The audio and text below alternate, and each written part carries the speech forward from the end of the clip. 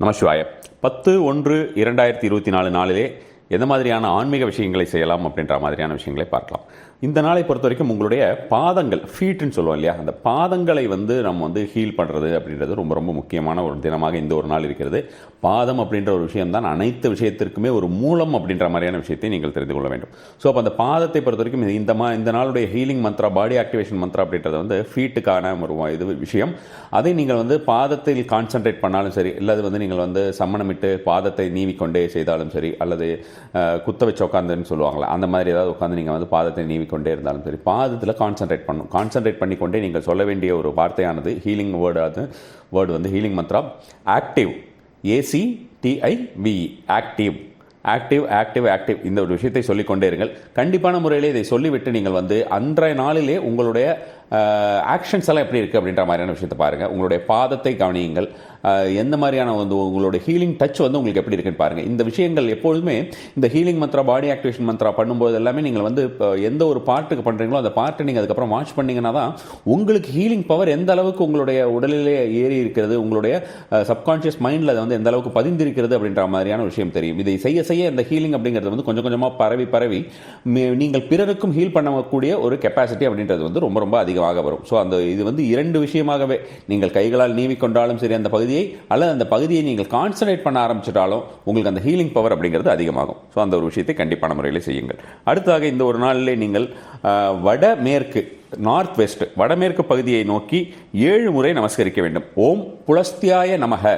புலஸ்திய மகரிஷின்னு கேள்விப்பட்டிருப்போம் இல்லையா, அது மாதிரி தான் அந்த ஒரு வார்த்தை தான் புலஸ்தியாய நமக. அந்த புலஸ்திய மகரிஷியை எண்ணி இந்த ஒரு நாளை நாம் ஆரம்பிக்கிறோம். புலஸ்தியாய நமக, PULASTHYAYA, புலஸ்தியாய நமக.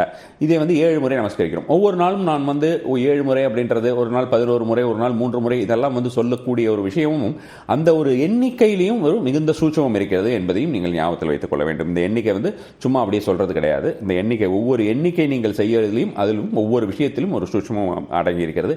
அந்த விஷயத்தினால் உங்களுக்கு அதிகப்படியாக நன்மை வருவதற்காக. அடுத்ததாக இந்த ஒரு நாளில் நீங்கள் வால்பேப்பர் அப்படின்ற மாதிரியான விஷயம் லேப்டாப்லேயோ அல்லது ஒரு உங்களோட ஆண்ட்ராய்ட்லேயே வைத்துக்க வேண்டிய வால்பேப்பர் அப்படிங்கிறது நாயுடைய படம், டாகோட படத்தை நீங்கள் வால்பேப்பராக வைத்துக்கொள்வது நல்ல ஒரு பலனை தரக்கூடியதாக இருக்கும். அல்லது ஏதாவது அரசமரம் அல்லது ஆலமரத்துடைய விழுதுகளை நீங்கள் வைத்துக் கொண்டாலும் நல்ல ஒரு பலனை தரக்கூடிய விஷயமாக இருக்கும். இரண்டுமே நல்ல பலன் தரக்கூடியதாக இருக்கும். நாய்களுக்கு உணவிட்டு வருவது இந்த ஒரு நாளிலே காலில் எதுவும் செருப்பு போடாமல் நீங்கள் உணவிட்டு வருவதுங்கிறதும் நல்ல ஒரு பலனை தரக்கூடியதாக இருக்கும். இந்த ஒரு நாளில் நிஷித்த முகூர்த்தம் அப்படின்ற மாதிரியான ஒரு நேரத்திலே, அந்த நேரத்தை பற்றியெல்லாம் நம்ம நிறைய பேசிட்டோம், அதனால் நான் திரும்பவும் சொல்ல விரும்பல. ஸோ அந்த நிஷித்த முகூர்த்த நேரத்திலே நீங்கள் மகாலட்சுமியை வரவேற்க நீங்கள் செய்ய வேண்டிய ஒரு விஷயம் என்னன்னா, மஞ்சளை கையில் எடுத்துக்கொண்டு நீங்கள் சொல்ல வேண்டிய மந்திரம் ஸ்வர்ண ஹரிப்பிரியாயை நமக. ஸ்வர்ண ஹரி பிரியாயை நமக, ஸ்வர்ணஹரி பிரியாய நமக, ஸ்வர்ணஹரி பிரியாய நமக, ஸ்வர்ணஹரி பிரியாய நமக என்ற மந்திரத்தினை சொல்லி வாருங்கள். நல்ல ஒரு பலனை கிடைக்கும். அதுக்கப்புறம் பார்த்தோம்னா ருத்ரம் சமகம் இந்த ஒரு நாளிலே கேட்பது ரொம்ப ரொம்ப நல்ல பலனை தரும். சொல்லுவதும் அந்த பலனை உங்களுக்கு கொண்டு வந்து தரும். குறிப்பாக இந்த ஒரு நாளிலே உங்களால் சிவன் கோவிலுக்கு போக முடிந்தால் சிவன் கோவிலில் போயிட்டு சிவன் கோவிலிலே இருக்கக்கூடிய விநாயகருக்கு நெய் விளக்கேற்றி வழிபட்டு வருவது, பின்பர் சிவனுக்கு நெய் விளக்கேற்றி வைப்பது அப்படிங்கிறது, இந்த 2 விஷயங்களுமே செய்வது அப்படிங்கிறது நல்ல ஒரு பலனை தரக்கூடிய ஒரு விஷயமாக இருக்கும்.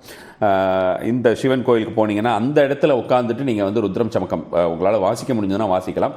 அந்த நேரத்தில் நீங்கள் எதுவும் லிசன் பண்ணுறதுங்கிறது, கோயிலில் உட்காந்து நீங்கள் லிசன் பண்ணிட்டு இருக்க வேண்டாம்.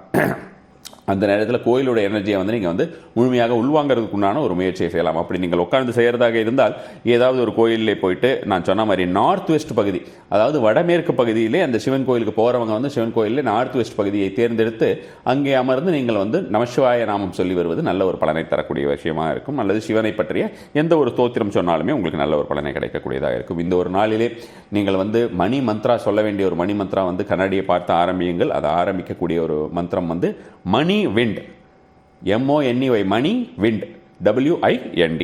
இந்த ஒரு மந்திரத்தை, இந்த ஒரு விஷயத்தை நீங்கள் நாள் முழுவதுமே சொல்லி வருவது நல்ல ஒரு பலனை தரக்கூடியதாக இருக்கும். அதே போல் இந்த ஒரு நாளில் நீங்கள் வீட்டிலே மாலை வேளையிலே தென்மேற்கு பகுதியிலே சூரிய அஸ்தமனத்திற்கு முன்னால் ஏற்றி வைப்பது நல்ல ஒரு பலனை தரும். மாலை மட்டும்தான் ஏற்ற முடியும்னு, காலையிலிருந்தே ஏற்ற முடியும் அப்படின்னு நினைக்கக்கூடியவர்கள் தென்மேற்கு பகுதியில் இந்த ஒரு நாளில் காலையிலிருந்தே அணையா விளக்காக ஏற்றி வைப்பது அப்படிங்கிறது உங்களுக்கு நீண்ட நாளாக இருக்கக்கூடிய பிரச்சனைகள், அதாவது என்ன காரணம்னே தெரியல, இந்த பிரச்சனையை மட்டும் என்னால் சரி பண்ணவே முடியல, இது மனிதர்களுக்கு உண்டான பிரச்சனைகளா, ரிலேஷன்ஷிப் இஷ்யூவாக இருக்கட்டும், கம்யூனிகேஷன் இஷ்யூவாக இருக்கட்டும், பண ரீதியான இஷ்யூவாக இருக்கட்டும், எந்த மாதிரியான இஷ்யூவாக இருக்கட்டும், இனம் தெரியாத ஒரு பிரச்சனை, இனம் தெரியாத பிரச்சனை அப்படின்னு சொல்லக்கூடிய பிரச்சனை வந்து கண்டிப்பான முறையிலே இந்த நாளிலே தென்மேற்கு பகுதியிலே நீங்கள் விளக்கேற்றுவதன் மூலமாக முடிவுக்கு வரும். அந்த முடிவுடைய ஆரம்பம் இந்த ஒரு நாளிலே நீங்கள் விளக்கேற்றுவதனால் கண்டிப்பான முறையிலே ஆரம்பிக்கும். அதேபோல் இந்த ஒரு நாளில் நீங்கள் உடுத்த வேண்டிய உடை அப்படிங்கிறது பஞ்சபக்ஷி முறைப்படி எல்லோ கலர் நீங்கள் உடுத்த வேண்டியது, நீங்கள் அவாய்ட் பண்ண வேண்டியது கிரீன் கலர்.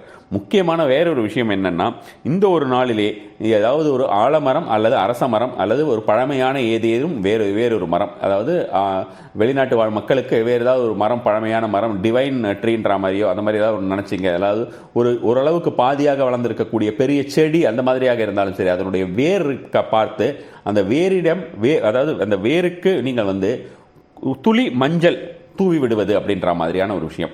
ஒரு பிஞ்ச் ஆஃப் டர்மரிக், அந்த ஒரு பிஞ்ச் ஆஃப் டர்மரிக் வந்து அந்த மாதிரியான வேருக்கு தூவி விடுவது அப்படிங்கிறது மந்திரம் எதுவும் சொல்ல வேண்டாம். அந்த இடத்தில் இருந்து அந்த எனர்ஜியை நீங்கள் உள்வாங்கிட்டு அந்த வேருக்கு நீங்கள் வந்து மஞ்சளை தூவி விடுவதுங்கிறது நல்ல ஒரு பலனை தரக்கூடியதாக இருக்கும். செய்து பலனடையுங்கள். நம சிவாய.